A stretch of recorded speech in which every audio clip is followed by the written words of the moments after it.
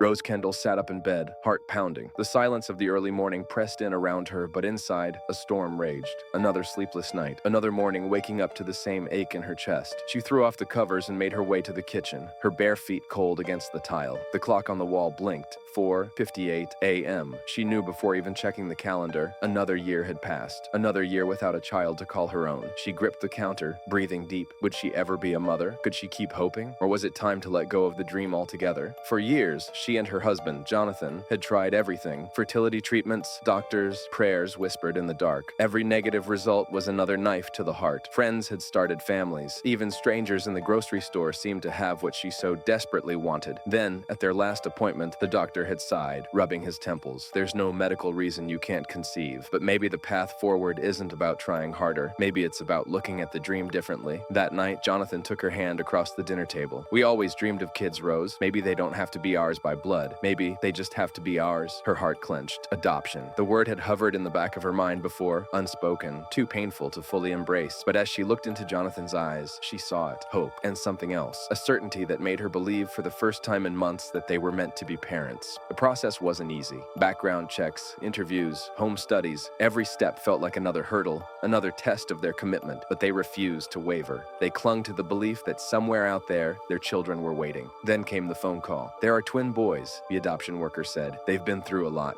They need a stable home. Rose's breath caught. Twin boys. She and Jonathan had never imagined two, but when they arrived at the orphanage, stepping into a bright, noisy playroom, all doubts vanished. Two small boys sat at a table, crayons clutched in tiny hands. They were identical, dark curls framing cautious faces. Their names were Malcolm and Marcus, 3 years old, mother gone, father unknown. When their eyes met Rose's, something shifted deep in her chest, a pull, undeniable and raw. She knelt down, whispering softly, "Hi, little ones." The twins didn't speak, but one of them, Malcolm, she later learned, reached for her hand. That was it. That was the moment she knew. Adopting them wasn't easy. There were roadblocks, questions about whether the twins, black children, would be best placed with white parents. But Rose and Jonathan fought. Love had no color lines, and nothing would stop them from giving these boys a home. The first nights were the hardest. The boys clung to each other in fear, whispering in the dark. Rose sat by their bed, humming lullabies, promising them they were safe. Slowly, the walls crumbled. The boys laughed more, played more, learned to trust. Years passed in a blur. First words, first steps, scraped knees, bedtime stories, middle school struggles, teenage rebellions. Raising them was chaos and joy wrapped together. Then, tragedy struck. Jonathan, her rock, the father who had adored his sons, passed away. The grief was suffocating. Rose wondered if she could keep going, but then she looked at her boys, now young men, and saw Jonathan's strength in them. They supported her, held her up when she thought she'd fall. Through pain, they remained a family. One quiet afternoon, years later, there was a knock on her door. When she opened it, Malcolm and Marcus stood there, taller than ever, faces full of something she couldn't quite name. Malcolm handed her an envelope. "Mom, we need you to come with us." Confused, she agreed. They drove for over an hour, winding down a coastal road. Rose's heart pounded. "Boys, what is going on?" Finally, they stopped. Before her stood a beautiful house, perched near the ocean. Wide windows, pale cream siding, a view straight to the waves. Rose turned to them, bewildered. "What is this?" Marcus smiled, handing her the envelope. "Mom, this house is yours." Her fingers shook as she opened it. Property deeds, her name, her home. Tears spilled down her face. "You bought me a house?" Malcolm nodded, his voice thick with emotion. "You always said you wanted a peaceful place by the sea. After everything you gave us, we wanted to give something back." She couldn't speak, couldn't breathe. She remembered the orphanage, two frightened boys with nowhere to go. Now those boys had built successful lives, and they had never forgotten where they came from.